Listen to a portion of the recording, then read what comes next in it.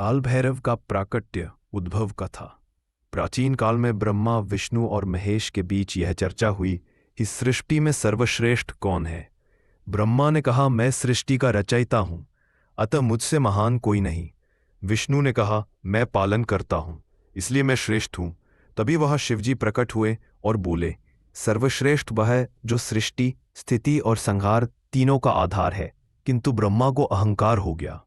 उन्होंने कहा, मैं भी ईश्वर के समान हूं, मैं भी उपासना का अधिकारी हूं। उन्होंने पांचवा सिर उत्पन्न कर लिया और स्वयं को महादेव के समान बताने लगे। यह देखकर संपूर्ण ब्रह्मांड में संतुलन बिगड़ गया। देवता और ऋषि सब चिंतित हो उठे। यदि ब्रह्मा का अहंकार नहीं रुका तो सृष्टि नष्ट हो जाएगी।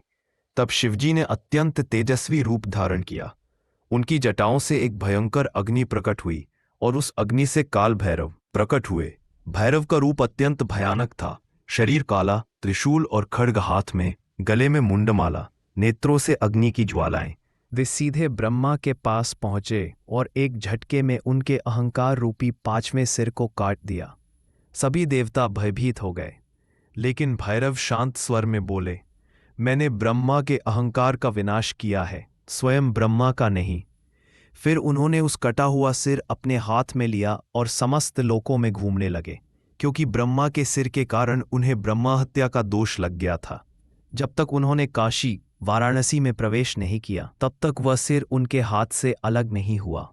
जैसे ही वे काशी में पहुंचे, वह सिर भूमि पर गिर गया और तभी शिवजी बोले, अब से अविमुक्त क्षेत्र कहलाएगा, जहां स्वयं काल भैरव इसकी रक्षा करेंगे।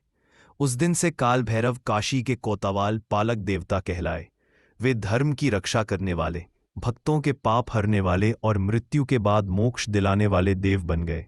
कथा का संदेश। ये कथा सिखाती है कि अहंकार चाहे देवता का ही क्यों ना हो, उसका अंत निश्चित है।